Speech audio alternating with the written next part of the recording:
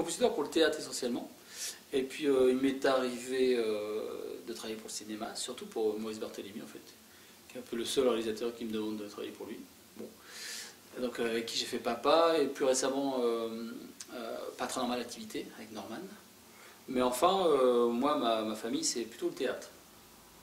Et donc, c'est dans le cadre de ce travail que j'ai rencontré ce monsieur, puisque ce monsieur est un percussionniste émérite. Et on a travaillé ensemble sur des projets de danse, de théâtre.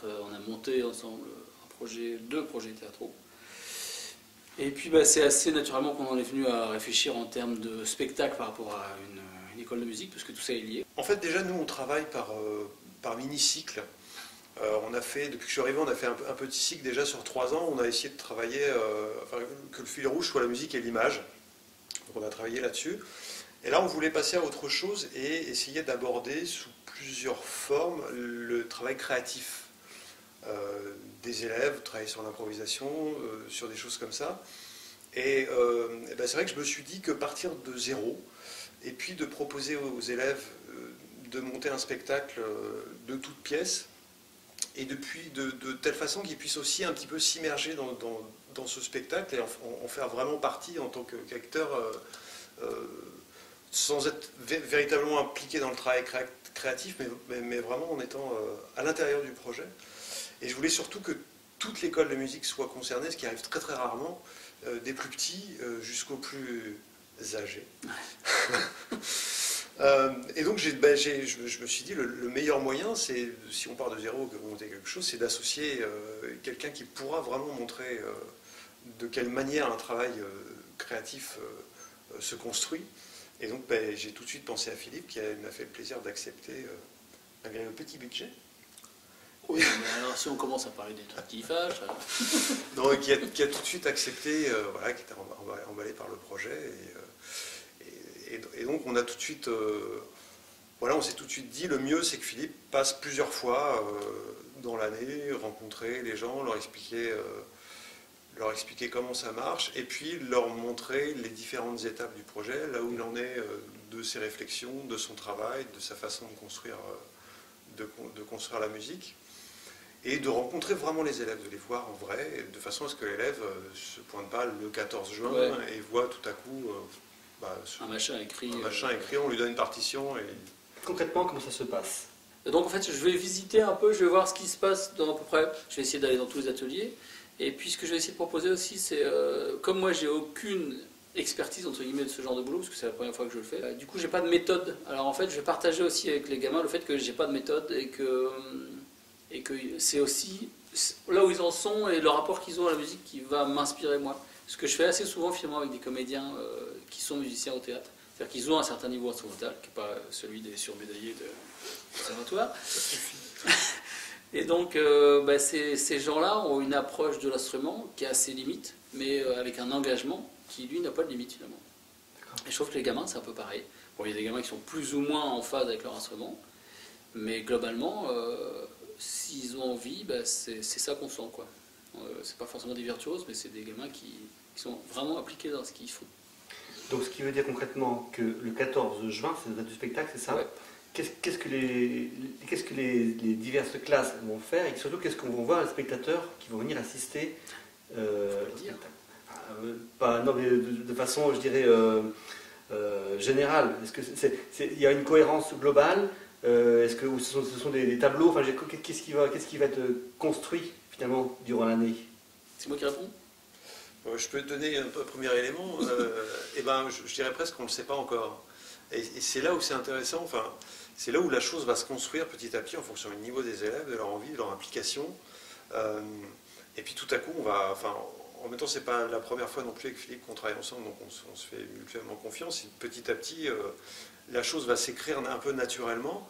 Ce qui est certain, on sait déjà les bases de la chose, c'est qu'il y aura un petit peu de mise en scène. Ce que j'ai dit tout à l'heure, vraiment musicalement, chaque élève sera impliqué à un moment ou un autre pendant le spectacle. Et que oui, alors peut-être ça sera sous forme de tableau, peut-être il y aura de toute façon certainement un fil conducteur. Moi j'ajouterais qu'il y a une ébauche de fil conducteur quand même qui serait finalement l'histoire de l'apprentissage musical. Parce que ce qui est emblématique dans une école, c'est justement ce rapport professeur-élève. qui est un truc qu'on ne néglige pas. Enfin, souvent, un concert, les concerts qui se sont comme ça au fil de l'année sur une école de musique, c'est des concerts qui mettent en valeur l'élève, qui essayent de témoigner de là où il en est par rapport à son parcours musical. Mais moi, j'aimerais bien mettre le doigt justement sur ce rapport professeur-élève et sur... en plus, essayer d'être un peu didactique, c'est pour ça que ça pourrait prendre une forme de tableau aussi, sur l'évolution de cette chose-là, à partir du plein chant, où finalement l'apprentissage musical était réservé, était cloîtré dans les abbayes, et puis jusqu'au maître de musique, où il y avait des rapports privilégiés, ou les saltimbanques qui avaient aussi leur culture musicale qui était transmise oralement. Enfin, donc moi, ce qui m'intéresse aussi dans l'histoire de l'apprentissage de la musique, c'est ça, c'est comment les choses se sont transmises, et qu'est-ce qu'on transmet en tant que prof, en tant que parent, en tant que personne cultivée ou non cultivée, mais enfin, globalement, qui baigne dans un monde musical, quoi. Comment un projet comme ça est ressenti, d'une part par les musiciens un peu expérimentés, on va dire, d'autre part par les débutants, et enfin par l'entourage. Quand je dis entourage, c'est les parents des enfants éventuellement, ou l'administration qui finance ce projet, ou voilà, tout cet entourage-là. Comment c'est ressenti tout ça? Nous, on est pleinement dans notre... Enfin, je parle au nom de l'école de musique d'une façon générale, on est pleinement dans notre rôle, parce que les gens ne le savent pas forcément, mais le rôle, les missions qui sont confiées à une école de musique, c'est pas forcément juste enseigner, et l'enfant vient à l'école, à son cours, et rentre chez lui. Et les gens, ni même des fois l'administration, ne le savent pas véritablement, mais la mission véritable d'une école de musique, c'est participer au rayonnement de la musique, être un peu le point central de la pratique amateur dans une ville comme Metz. Donc on est pleinement dans notre rôle en proposant des choses qui vont aller vers tous les publics, essayer de rassembler le plus possible de personnes. Donc les parents, c'est vrai qu'ils ont pris l'habitude petit à petit, donc ils ne sont pas plus surpris que ça. Après, oui, il y a toujours un petit travail de faire passer le message, mais on a la chance aussi d'avoir des élus qui comprennent complètement ça et qui nous soutiennent et qui nous aident à faire comme ça plusieurs projets pendant l'année et au fil du temps. Donc, ce sera donc une création originale. Oui. Donc oui. Oui, j'ai pas fermé les fonds de tiroir non plus. Non, mais ce que je veux dire, ça aurait pu être une adaptation de oui. quelque chose d'existant avec le regard d'un artiste qui permet justement de... Non, là, ça va vraiment être une création originale. Alors, c'est pas pour ça qu'elle va être formidable, mais en tout cas, elle va être originale. Est-ce qu'il y a quelque chose que vous aimeriez rajouter, ou sur le fond ou sur la forme?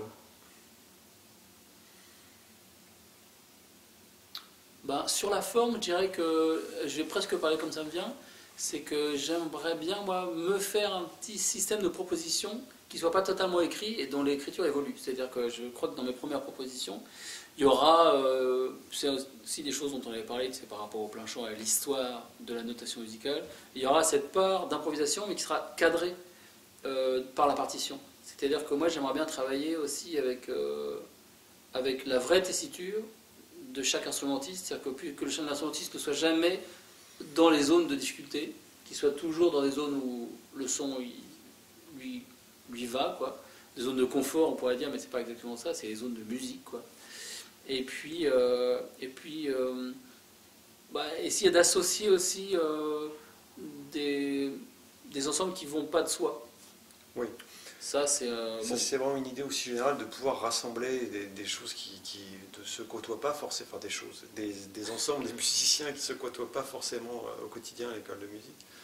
Et c'est toujours cette idée principale du fait de réunir vraiment tout le monde sur un projet, des plus jeunes aux plus âgés, et qu'on ait quelque chose d'un peu universel comme ça.